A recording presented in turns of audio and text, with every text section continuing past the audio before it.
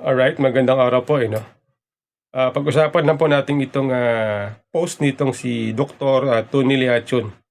Ito po ay may kinalaman sa Memorandum of Agreement sa pagitan nitong DBP, PhilHealth, and Tingog Party List. Okay, sabi dito a question of legality and constitutionality, dismantling the DBP, PhilHealth, Tingog Party List, MOA by Optic Politics, opinion December 7, 2024. So last week lang, December 7, okay? So sabi dito ito po bahagi lang ng kanyang post kasi mahaba ito okay? The Memorandum of Agreement, MOA, involving the Development Bank of the Philippines of DBP, Philippine Health Insurance Corporation of PhilHealth, and the Tingog Party List raises alarming constitutionality and legality issues that demand immediate scrutiny, while the program's purported goals is to address healthcare access through financing mechanism, and closer examination of its provision reveals glaring violation of principles of the principles of legality, property, and governance. Okay? Dito po sa dulo ng kanyang post, sabi dito, we'll call on the Commission on Audit, the Office of the Ombudsman, and the Supreme Court to investigate the legality of this agreement. We urge the Congress to assert its oversight committee to ensure the public resources are used solely for public's benefit, free from attempt of partisan politics. Above all, the MOA must be revoked immediately to uphold the rule of law, protect the public funds, and safeguard the principles of a good governance. Healthcare is right, not at all for political maneuvering. Tony Liachun. So yan po ang kanyang bahagi ng kanyang post, kanyang mensahe, okay? So sinitan niya, pinunan niya itong ginawang memorandum agreement of agreement nitong PhilHealth, DBP, at nitong Tingog Party List, okay? So nananawagan siya sa Ombudsman, COA, Supreme Court, at maging sa Congress, okay? Sa Congress, okay? So para daw malaman ang legality nito, itong agreement na to. Sa akin palagay, kung ang manawagan siya sa Congress, sa oversight powers ng Congress, ay tingin ko pag sa Kamara, malabo yan. Malabong pakialaman ito ng mga congressman.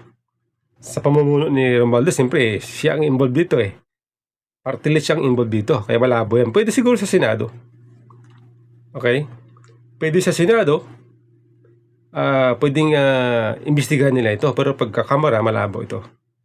Ngayon, dito po sa ginawa nitong si Dr. Tony Liachun, abay po ay kahanga-hanga po yung lakas ng loob dito ni Dr.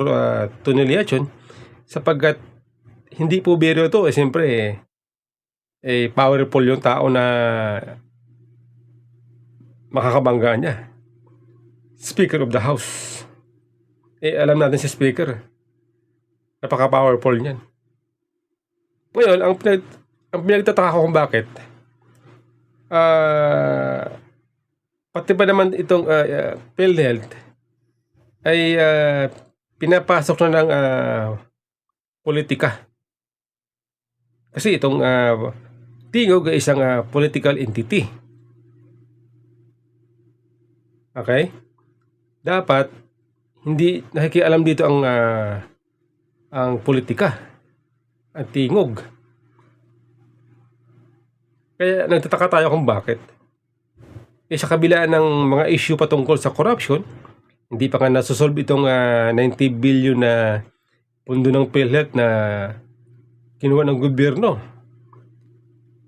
nilipat sa Treasury, National Treasury. Tapos ito na naman ngayon, PhilHealth na naman, pumasok sa isa na namang agreement, ay parang hindi nag-iingat itong ating mga opisyal ng gobyerno, particular itong Tingog Party List. Okay? Kaya sana sana ay ma-imbestigahan ito. Sana kumilos yung ating kinaukulan, particular yung mga tinatawagan ni Dr. Tony Liachun. Okay? Pero alam nyo ang hindi ko maintindihan kung bakit itong ang Tingog Party List ay papasok sa isang agency na hindi naman mandato nila. Ang Tingog Party List ay isang political entity at ang trabaho nila, ang mandato nila ay gumawa ng batas. Pero ito sila, pumapasok sila sa mga hindi naman nila mandato. Unang-una, hindi naman sila NGO. Kung NGO sana baka pwede. Hindi Kaya, hindi may iwasan na ang tao magdududa. Hindi may iwasan ng tao na pagdudahan ito na pati ba naman tong PhilHealth ay pinapasok na ng politika. Pinakikialaman na naman ng politika.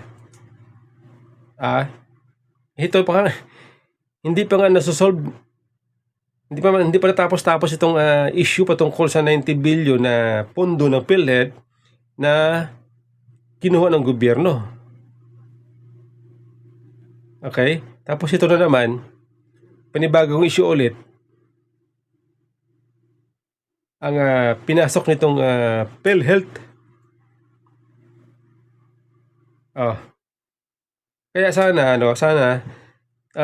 maimbestigahan nito para agad-agad malaman natin kung may nilabag na batas, kung nilabag ba ang anti-graft practices dito sa agreement na to.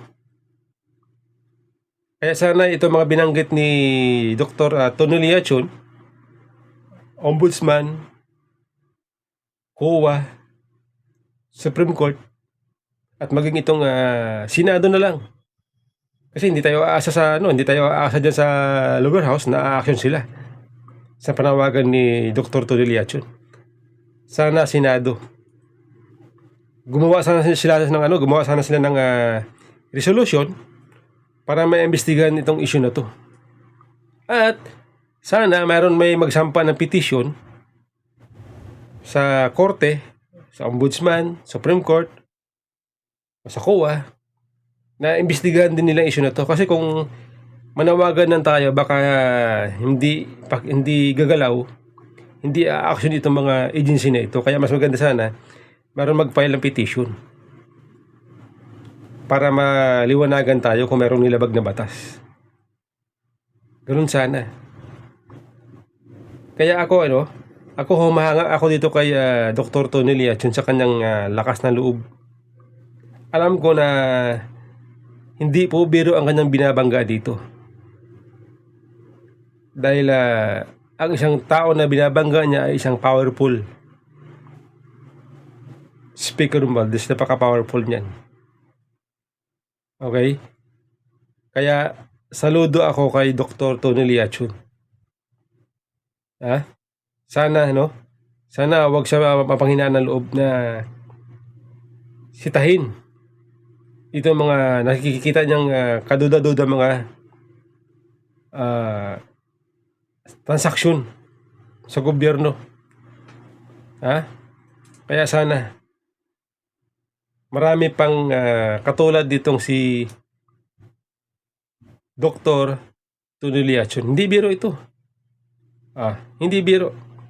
Kaya ako sabi ko, grabe naman to. Parang napakagarapal naman itong mga tao na to na hindi naman nila trabaho. Pakikialaman nila. ay meron namang sapat na itong PhilHealth, meron naman yan na sapat na resources para magpatakbo sa kanilang programa sa dapat nilang gawin. Hindi niya kailangan pakialaman pa ng politiko.